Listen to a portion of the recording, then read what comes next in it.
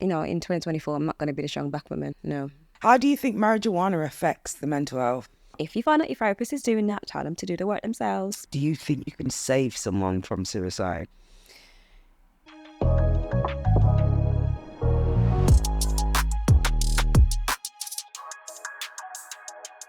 Welcome to Make Sense with Melzy, where we make sense of the world we live in through real culture conversations. So on today's episode, we are going to be talking about some really, really sensitive topics around mental health. So please do proceed with caution.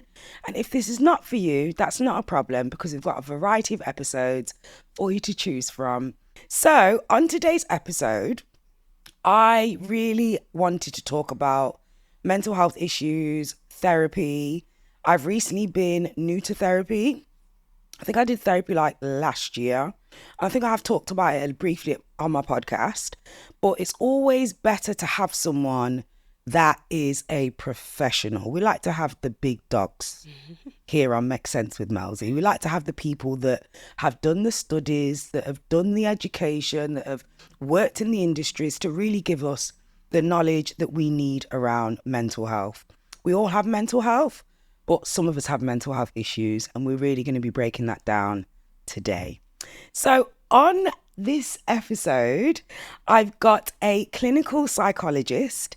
She's a cognitive behavioral therapist, a mental health speaker, and co-founder of Melanin Moods. I've seen her do so much pop-ups and so much presenting in Birmingham, I had to go and hit her up. So let's welcome our guest, Dr. Chanelle Dennis. Hi. Thank you for How are having me. you, doctor? I'm good. You got to say doctor a lot, aren't I'm you? going to be saying doctor a lot. Yeah. Oh, thank you. How does it feel to be here? I'm excited to be here. I'm excited to have a conversation and make sense of some things with you. Yeah, because I think you've got like all of the knowledge. You've obviously educated yourself really well. I know you've got loads of experience in the field. Yeah. You know, when Melanin Moods is really like popping off in Birmingham, and I can really see the powerful work that you're doing. So it was only right that we collab on this. And, thank you. you know, anything I can help to better the community, I'm always here for that. Yeah, love that. Thank you for inviting me. Anytime, girl. So we always start off the show with what don't make sense and what does make sense. So let's go with you first, Dr. Okay. Chanelle. What does make sense for you? What does make sense for me? Of course, I've got to go there. Going to therapy. Yeah. Going to therapy with not because you're in crisis and you need it. Like, go to therapy anyway. That makes sense. Makes a whole heap of sense to me. A holy. Yeah. Yeah. And what kind of don't make sense to you? Going in a completely different direction. Men Let's talk about it. men who will kind of run you down, but don't actually want to be in a relationship, aren't ready.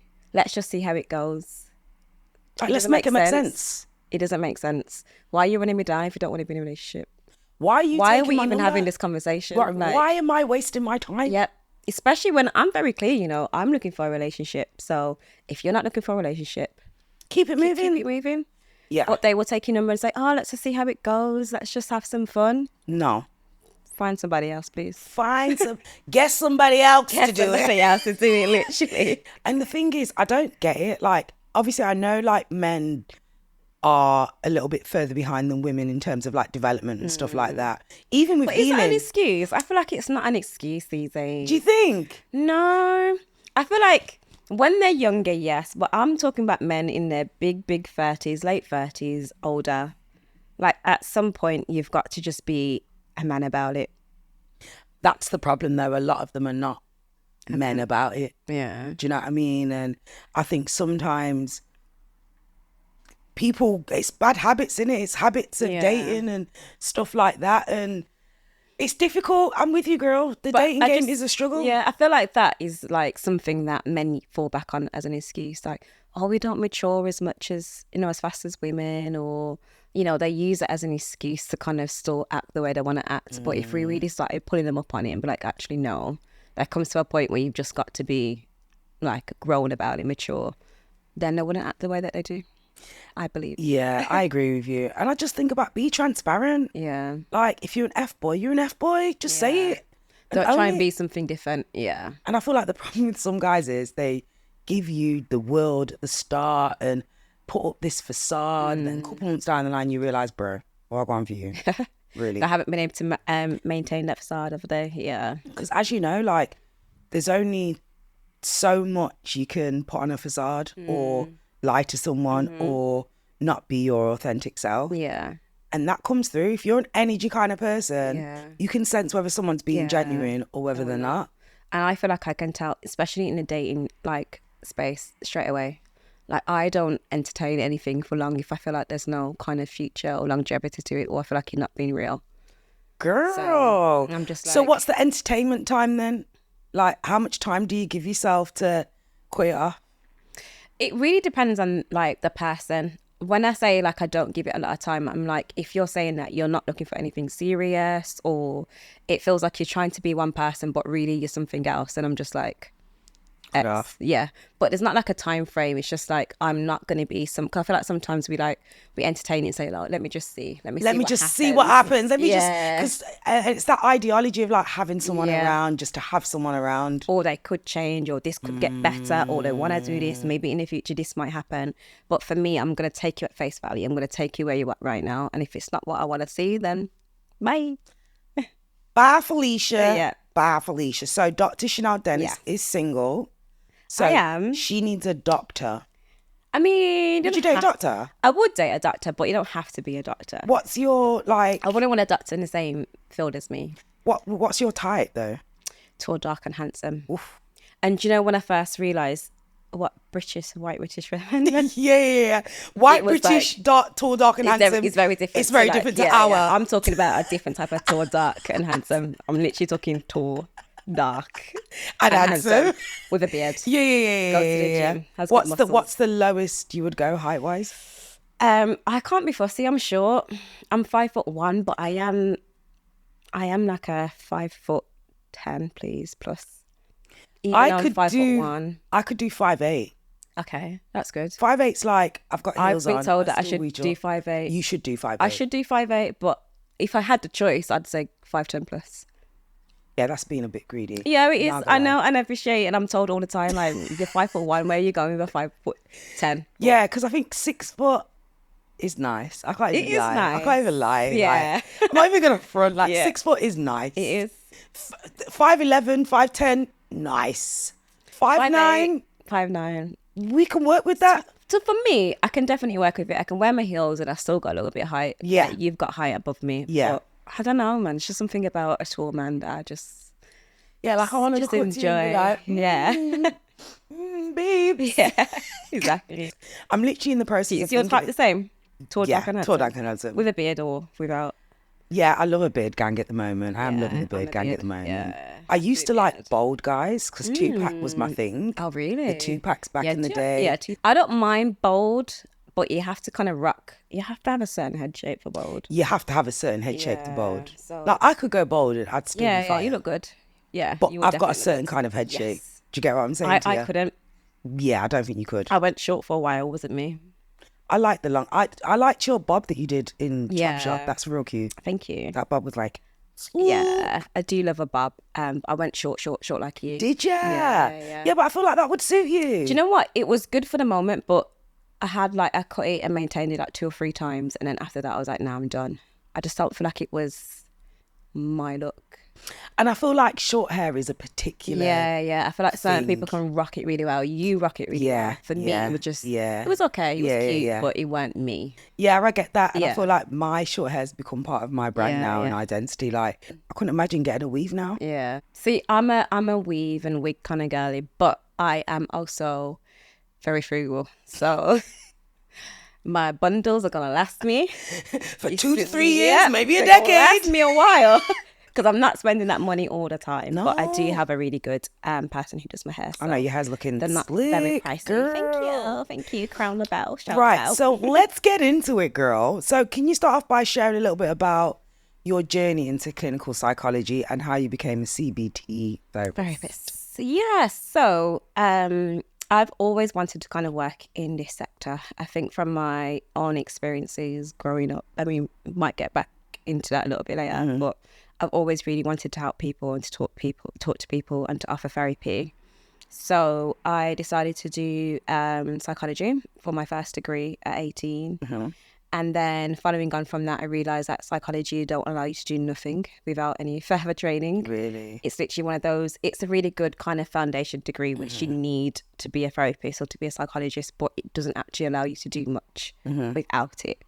So I then did 2 postgrads in cognitive behavioural therapy. So that's how I became a cognitive behavioural psychotherapist. So that allowed me to practice as a therapist and to offer CBT to people struggling with mental health problems. But then I always, when I started my career, I wanted to be a clinical psychologist, but it's such a competitive field. It's really hard to get into, and you can only apply once a year.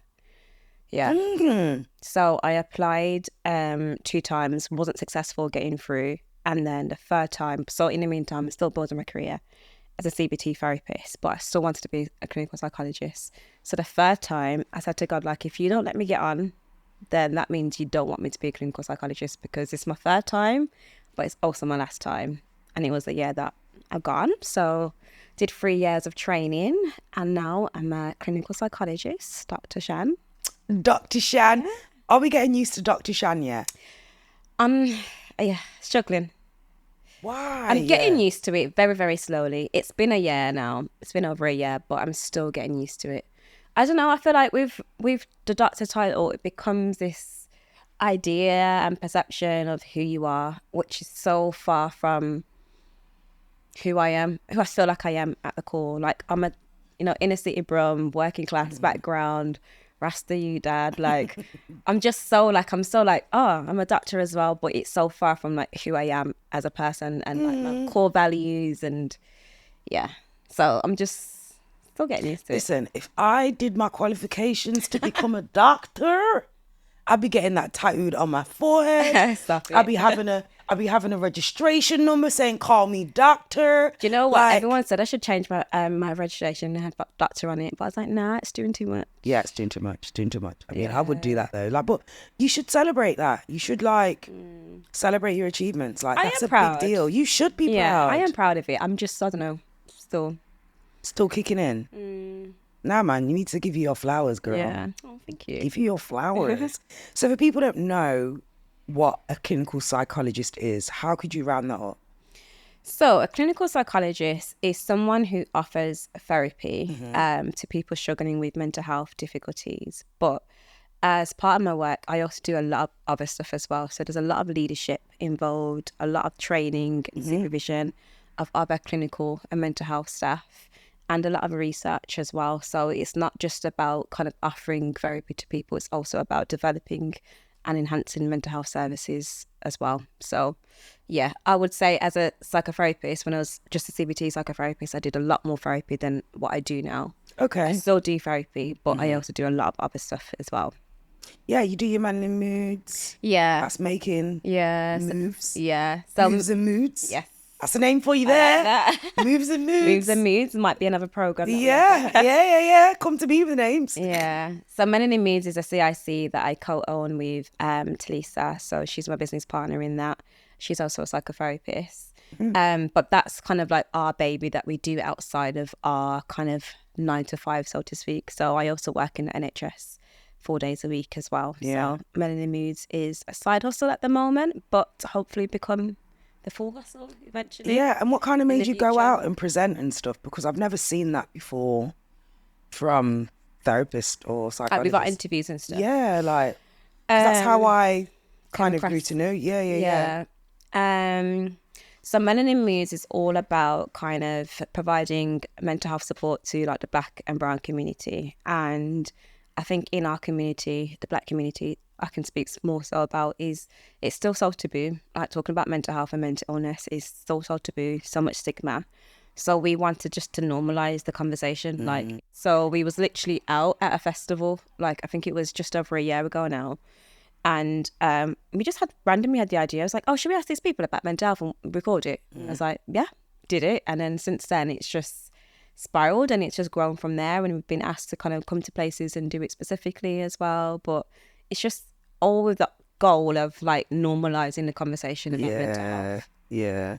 And I think that's so important within our community as well, because, you know, back in the day, if you had mental health, you got looked at in a certain way. You get sectioned. You know, you were disrespected. Do you know what I mean? Like, there was a whole thing for it. But, and also, like, if you look at our parents' generation, like, the communication wasn't always there. 100%. To express how you feel, you know? So there's a lot of things we probably suppressed over time that we didn't realise until now we come back and look back. But I do feel like our generation's starting to change that narrative a lot more. We're more open to receiving it. And it's important to understand what kind of mental health issues you actually have. Because I do think often when people say mental health, they think about mental illness, but it's not the same thing, I guess. I think the way that I always explain mental health is the same that I think about physical health. Like, we all have physical health in terms of how well we are physically, and can get unwell. Like, we can get the common cold, flus, you know, COVID come and run us down. All of that kind of stuff. But then we can have more serious illnesses as well. Like, you know, you might break your leg, you might get cancer, etc. And that's becoming physically unwell. And that's the same with mental health. So we all have mental health, which is just our general mental well-being, our ability to kind of think, behave, and feel our emotions in a healthy way. But when we become mentally unwell, that's when that becomes a problem, and we can develop mental illnesses like anxiety, depression, to the more serious conditions like schizophrenia, bipolar disorder. So mental illness is just becoming unwell mentally, just like you can become unwell physically. And mental health is your general sense of well-being in terms of your emotions and your thoughts and behaviour. Thoughts becomes things, as they say, you know. So I do think in this day and age, it's really important to have a strong mental health. Like, what are some of the most common mental health issues that you see in your practice, particularly in the Black community? I think the most common mental health problems that we always see is like depression and anxiety. Anxiety more so, because I think a lot of people experience anxiety but don't necessarily know that that's what they're experiencing. What are the symptoms then for that? Because it's heart palpitations is one. Yeah, but I guess with anxiety then it's like an umbrella term. So underneath anxiety is lots of different things. Right. Like stress could be underneath that. GAD, which is generalized anxiety disorder, panic disorder, social anxiety, health anxiety, PTSD, all comes under anxiety. Okay. So, but with anxiety, heart palpitations can be one symptom, but it tends to be more so you'd see that in like panic attacks or with stress, and there's a particular kind of stressful incident coming up. But also you could be quite breathless. You could have a lot of headaches. So this is the things that I think we see more so or experience more so, don't necessarily realize it's anxiety. So you might be like quite tense, always feeling like you just feel like you're in pain. You might be getting a lot of headaches. You might feel like you always constantly run down, feeling quite tired, or just commonly getting those colds.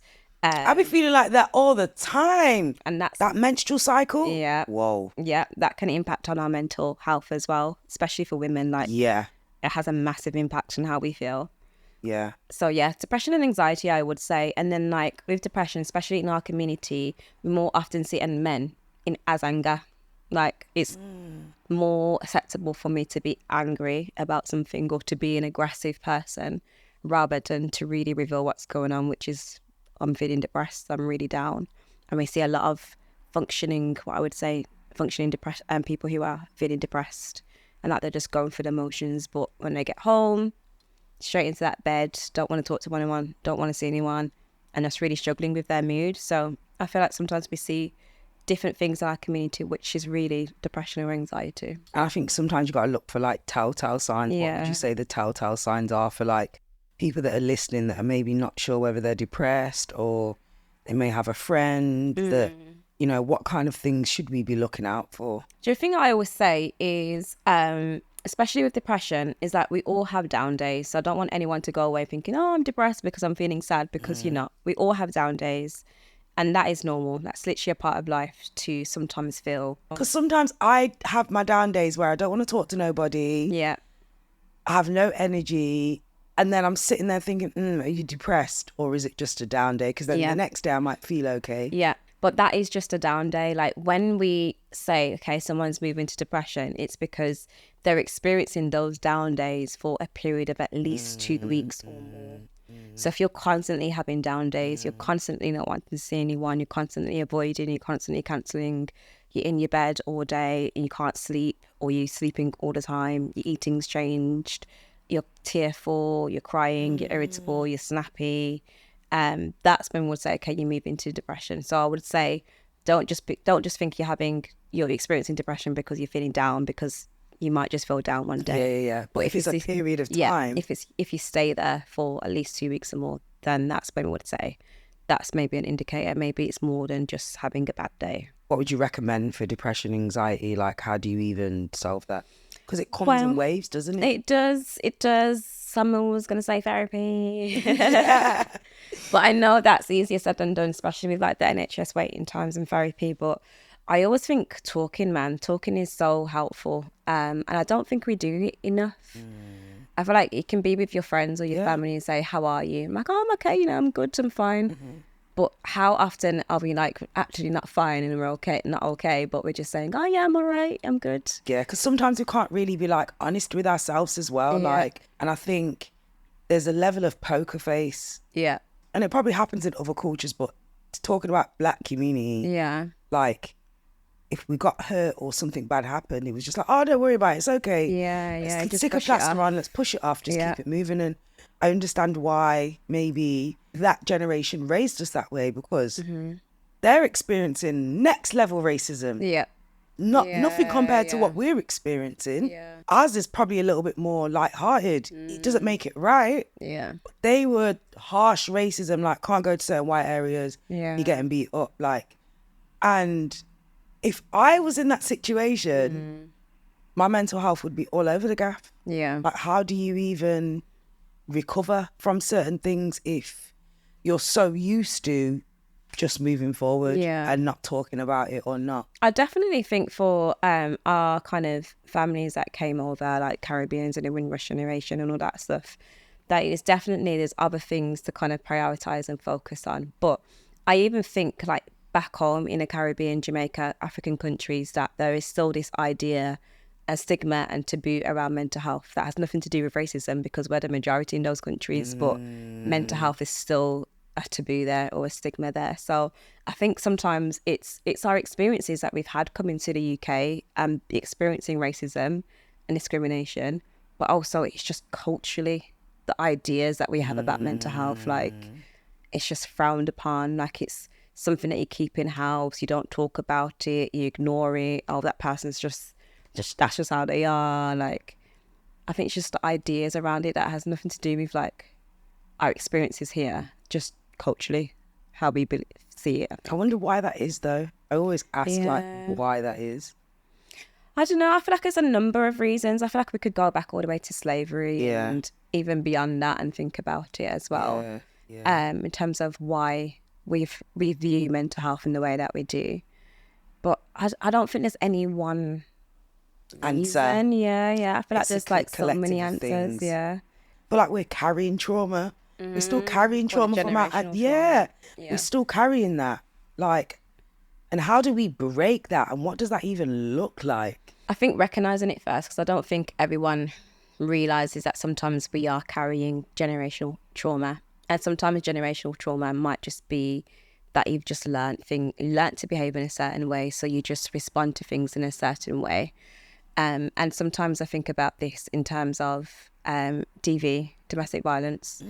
I think that can be generational sometimes, in that if you saw your parents, and I'm going to say parents because I know women are more likely to be DV victims, but men can be DV victims too, so I'm going to be inclusive. But if we see our parents in DV relationships, and like our grandparents was in DV relationships, and the grandparents before them was in DV relationships, you've learned that DV relationships is a normal thing. So you're going to be in a DV relationship yourself. It's not because you want to be. It's not because you're intentionally going out and seeking a domestically violent relationship, but it's just what you've learned. Like that is acceptable behaviour, or it's just what you're kind of conditioned to believe, or to have that self-esteem about yourself, and that's what you deserve. So I think sometimes when we think about mental health, it's generational in that response. Like Right. Nan might have been depressed, but Nan never talked about it, never got any help. And it's the same thing, like if we can learn and pass down like traditions like how to cook our curry mutton and our fried dumpling and whatever, then we can, like, other things are learned and passed down as well. So that's what generational trauma is, things that are passed down unintentionally through generations. But I think unless you kind of can notice it, like you can say, oh, do you know what, Nan was actually a bit different or a bit odd. Maybe that was something else. Maybe that was a mental health condition. Maybe that weren't just her surviving and coming over from the English generation. And then actually my dad was a little bit like that too. Oh, so this is something that kind of runs in the family. Let me do something about it. Yeah. So unless you know. This strong black woman. Yeah. I used to love that term. Yeah, I hate it. Now I'm soft life. Soft life. Yeah. Like I'm not I trying don't to be a strong black I'm woman. not I trying wanna to be be strong. Get somebody else to do it. I don't want to be Like, strong. get someone else to do it. And you start to realize that, whoa, you're carrying these narratives, which is generational. No one can tell me anything different. It is. Our grandparents had to be strong coming over Right. here. Our parents had to be strong to survive here and get us through what we needed to do. Yep. So you're then going to be, no, I want soft life. Even going back generations and generations, slavery. You had to be strong. You had to be survive strong. that. It's this narrative of, you know, even going into the workplace and being like, oh, I've got to work 10 times harder than everybody else. Yeah. That's generational as well. Yeah. Because our parents tell us to go in there, work hard. Yeah. And I get why they say it, but when you start doing it, Yeah. and Sally's not doing her job. Yeah. Do you get what I mean? And then you're doing 150%. It's like, whoa, Yeah. let's match the energies a little bit. Yeah.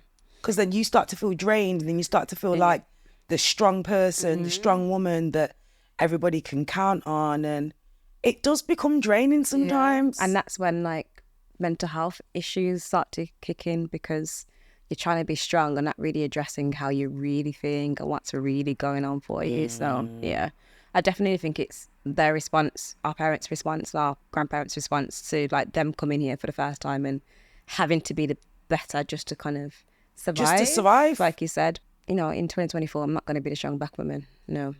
I'm about the soft life. I want to like talk about my feelings. Yeah, me too. I want to be vulnerable. Yes. Do you know what I mean? Like, I don't want to be. Tell me how you really feel. Yeah, tell me how you really feel. Yeah. And I think for me, like, I had to unlearn that a little bit. And I think by unlearning that, it made me not only more vulnerable, but more feminine as well. Like, we carry a lot. All women, we carry a lot. Yeah. It's hard sometimes to have that space for yourself when you're constantly pouring into other people.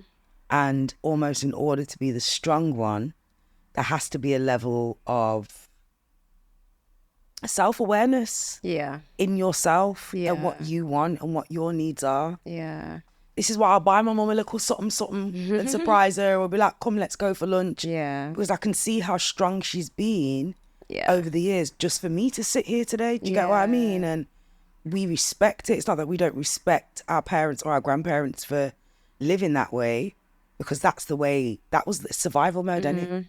It's literally the way they survive, so we can't judge them for cannot, it. no because way. It's what they needed to do. But I feel like now we can begin to learn a different way. Could you kind of discuss some of the typical triggers that can lead to mental health issues, especially in kind of like marginalised communities? Yeah, so I think for marginalised communities, and when I say that, I think about more so the Black and Brown community, because that's what Melanin Moods really focuses on as well. We're more likely to experience socio-economic factors. So what I mean by that is like more likely to maybe live in inner city, lower income areas, and also like partly our diet impacts on what we eat as well. Yeah. The seasonings. Can't season no more. We can season, and I'm not giving up my seasons for nobody. I've just got a seasoning drawer, girl. Yeah, me too. I got a cupboard. I've got, you know, the old like the Walls ice cream tubs. I got like 4 of them just full of seasonings. Girl, you're taking it too far. No, I have a lot of seasonings, but so I'm not saying to throw away seasonings. No, we're not gonna throw away our seasonings because we need a little flavour. Yeah, exactly. We need a little spice. But just the way that we like cook and prepare things could maybe be a little bit healthier. And like our dishes it's very meat heavy.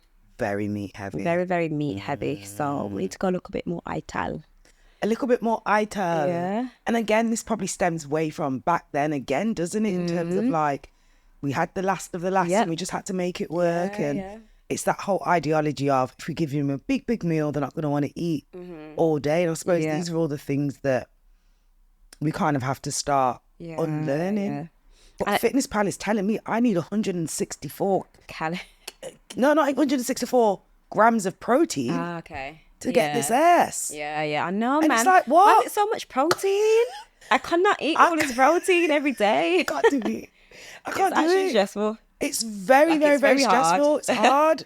So like even me, like I've had to start introducing certain things. So I don't really eat red meat as much. I do like a little Greek gyro, little lamb Greek gyro. See, I love lamb, man. Lamb is love my lamb. weakness. Lamb's my favourite meat. Lamb so, chops, yeah. lamb shank, Yeah, anything lamb, I'm here minted for it. as well. Yeah. Some mashed potatoes. Yeah, I love it. And then you got steak. Yeah, and I love like mutton. my Caribbean, like I love my curry mutton, my oxtail, and butter beans. Like I love all of that as well. So just gotta have that in moderation. It's in moderation, isn't it? But you are right. Like I've had to start really introducing like vegetarian meals into my diet a little bit, even if it's just a little jack of potato, cheese and beans. Yeah, I'm trying to. It But can I just work. feel like it's not quite a meal without meat.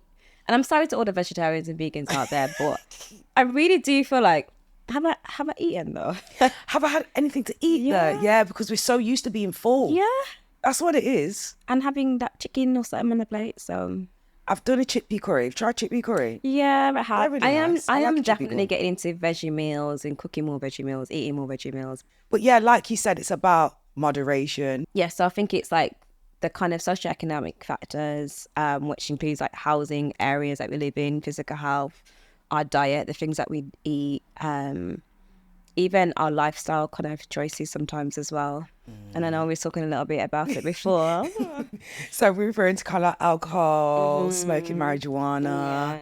How do you think marijuana affects the mental health? I always get into this conversation. My caveat is more so in this day and age, like cannabis is not what it used to be. There's lots of different strains. There's lots of things in there mixed with all sorts now. So that pure That we weed used to plant back in the that might day. be happening back in the day is not really what people are smoking in this day and age. So that's what's linked more so to mental health problems. It's not just me saying it. Research has shown that it's more likely to trigger off episodes of psychosis and schizophrenia. Psychosis? Yeah. What And they can be psychosis? temporary or long term. Explain to the audience and myself, 'cause I kind of know, but I'd want the doctor to confirm. Tell me a bit about what psychosis. So psychosis is experiencing an alternate reality, I would say. So someone who is having psychosis can potentially experience hallucinations and delusions. So hallucinations might be seeing, hearing, feeling, or, you know, smelling things that aren't there. So like, but for them, it's very real. It's very vivid. It's happening. Like this thing is right in front of me and you can't tell me different. And then delusions is having a belief about something which isn't quite accurate.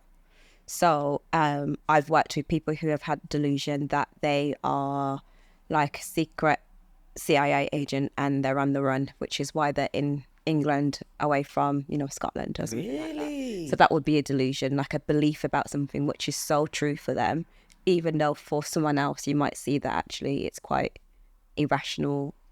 So that happens with psychosis, and often there's paranoia. So that's a different type of schizophrenia where you're quite paranoid about your safety or what's happening or what people are doing. Like you could just be walking down the street and someone who's paranoid might think that person walking past them in the street is out to do them harm, but it's just the person walking down the street. So you can kind of get more hypersensitive, I guess, to people in your surroundings.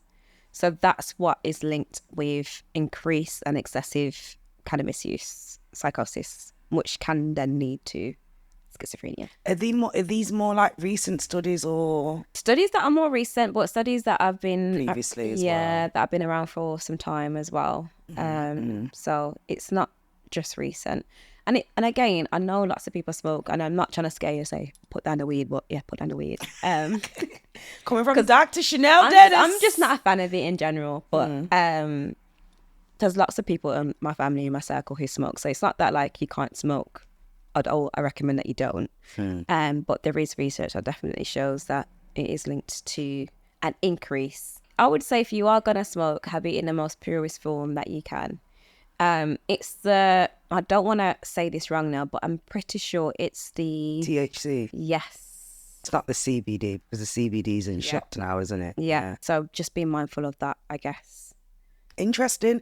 So do you think like it's important for Black individuals to have therapists or mental health professionals who are kind of like from more of an Afrocentric perspective?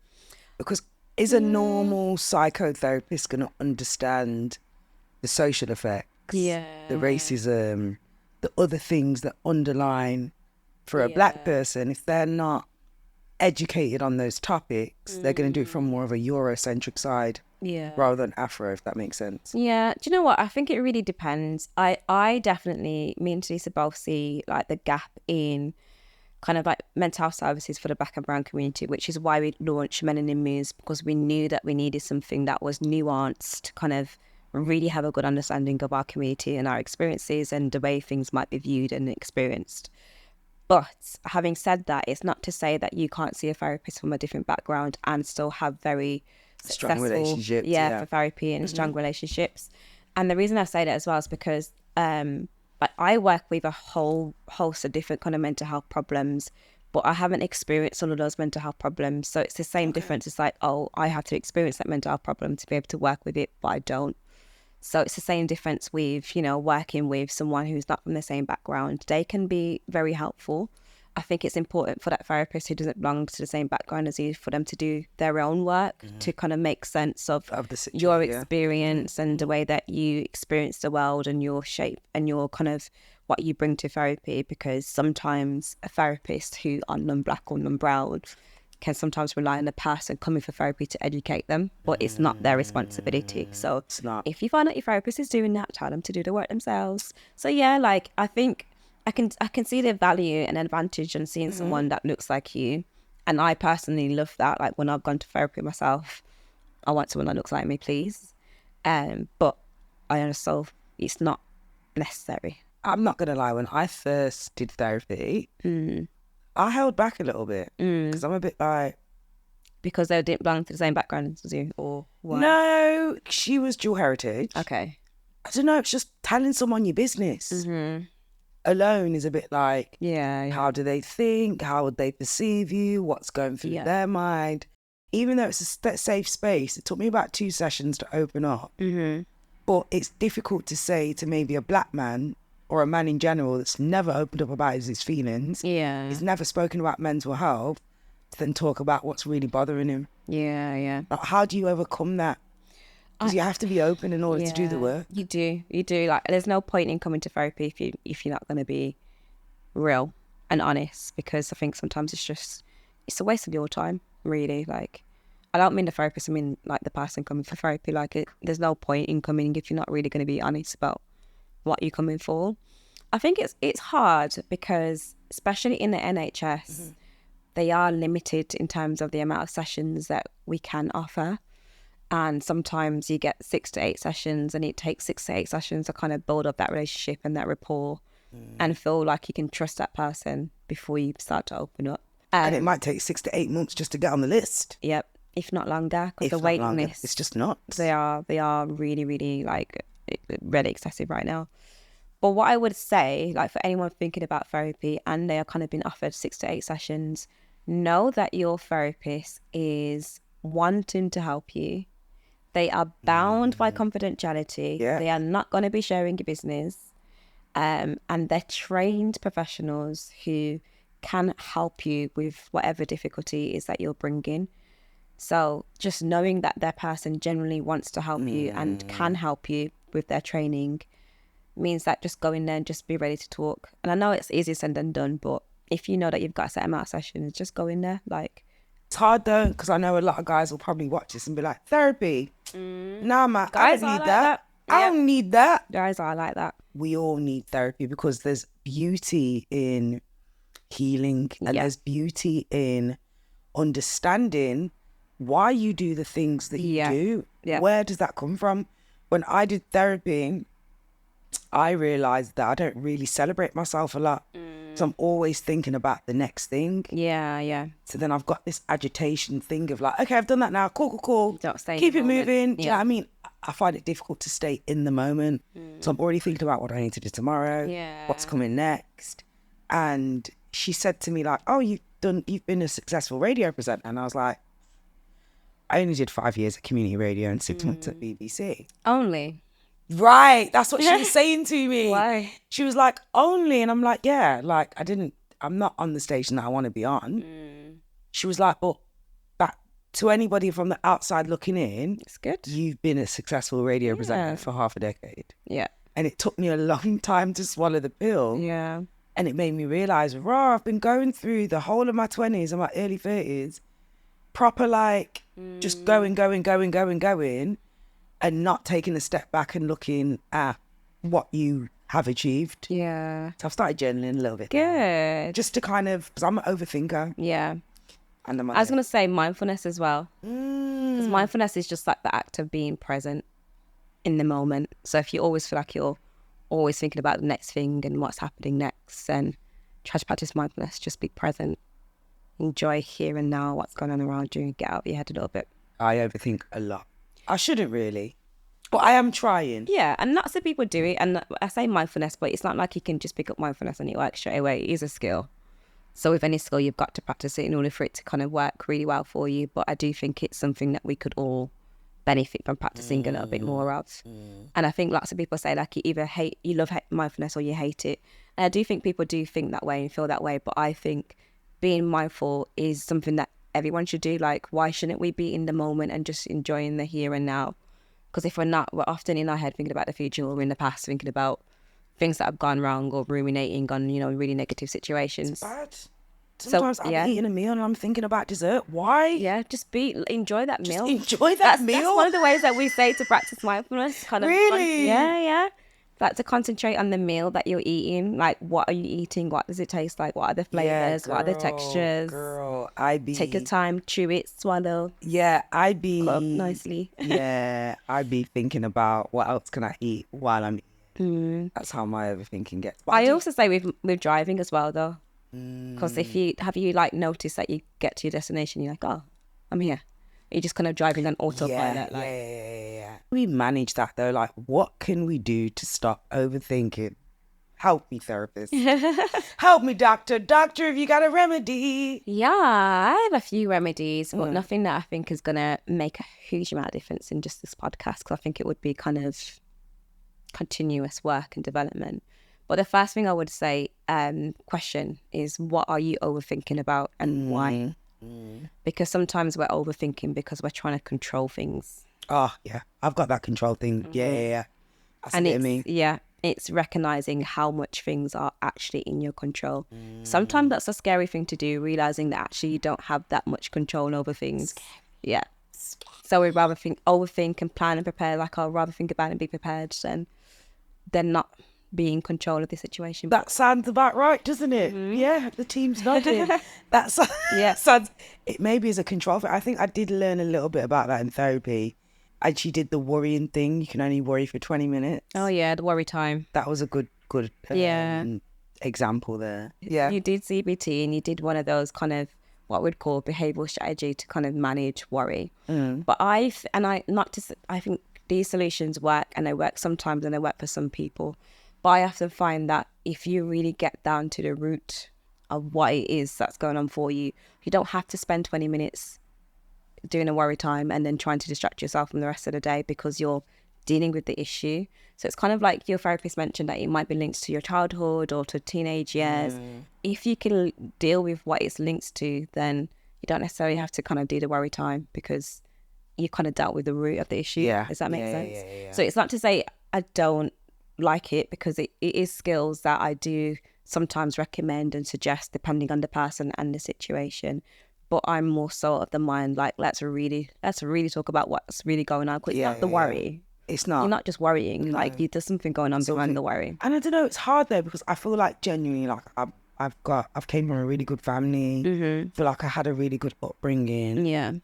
And like I couldn't fault my parents. Do you get what I'm saying to you? Like compared to maybe someone who's experienced abuse to the family home, or not had both parents, or I was quite privileged to have both parents in the household. So when someone's like, oh, you need therapy, is that thing of like, what? Are you trying to say something about my mama? Yeah, yeah. Do you know what I mean? Or say something, and it's not really about that. It could be nothing to do with childhood, and you might be experiences that you've had in later on life, in adult, like early adulthood, like past relationships, past friendships, past jobs, where you've learned something and that's just shifted the way that you see things or the way that you respond or react. So it's not always linked to childhood. Childhood has a massive impact on who we are as people now, but it's not always that. Especially when we've had kind of like what we call good enough upbringings, but it could just be something later on in life. I think I'd love for more, the Black community especially, to seek more therapy. We go to a fitness coach, to a personal trainer for our body. We go to a doctor if we need medication. We trust a pilot to get us 3 hours in the sky.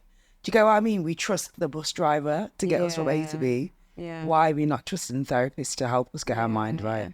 But I think sometimes it's because we're scared. People won't say they're scared, but they're scared to kind of talk about how they're really feeling and also what's going to come up.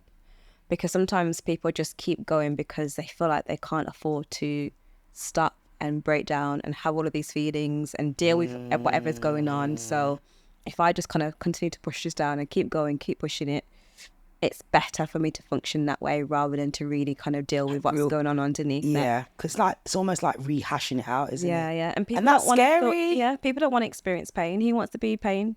And sometimes people don't want to go back because it was so painful. Yeah. I don't want to go back. Yeah. This is why I understand why the older generation didn't talk about certain things, because that's triggering. Yeah, exactly. So it's understandable why sometimes the Black community might want to avoid kind of accessing that pain, but I think sometimes in order to kind of deal with that pain, you've got to look at it face on and deal with it and talk to it. I'm hearing like suicide is on an all-time high at the moment, especially amongst men as well. Yeah. Do you think you can save someone from suicide? Yes, to an extent. I think we recently had an event where we was talking about suicide, and the last statistics showed that in 2022, which was last time the data was collected, over 6,000 people in England died by suicide. So It's definitely increasing, and men were the bigger percentage. I think men were like almost 75% compared to women. Really? Yeah, at 25%. And do you think that stems from men having to be strong? Yeah. That stigma of don't cry, don't show your emotions. Like, babes, let me know how you're feeling. Yeah. You know, ask your friend, how are you actually feeling today? Don't accept good. No, ask them. What does good mean? What does good mean? But so I think the reason why I say yes to an extent is because sometimes we can be aware of someone who is struggling, like if they're really struggling with their mental health and they're talking about not wanting to be here, they've started making plans or preparations, then that's when you can kind of step in and do some practical support in terms of reducing their access to certain things or kind of offering them an outlet, being, practical, like helping them to clean their house or make their meals. So we can support people in that way. But also on the flip side of that, sometimes when someone has chosen to die by suicide, it's a decision that they've made and they've made peace with, and there's nothing that no one can say in that moment that is going to kind of change their decision on that. So I think what I would like is that we kind of help people before they get to that point where they've made that decision. Because when they've made that decision, that's when it's harder to kind of change someone's mind about it. So yeah, that's why I would say a bit of both. It's really sad though, man. It's really, really sad. Melanin Moods, Dr. Chanelle Dennis. We've had a good little chat. Yeah, it's been good chatting to you. And like I said, the reason why I brought Dr. Chanelle Dennis here today is she has Melanin Moods, which is specifically for the Black community, raising awareness of mental health. You've also got Haven. Is that your New Haven Therapy? New Haven Therapy. That's your therapist practice. Yeah. and my consultation as well. So I need you guys to take advantage of these services because they're not like us. Yeah. They're not like us. They're not like Especially us. for us, because like we'd have the barbershop and everything for black men to come to. We have Crown Talks, which is in a hairdresser for black women to come to.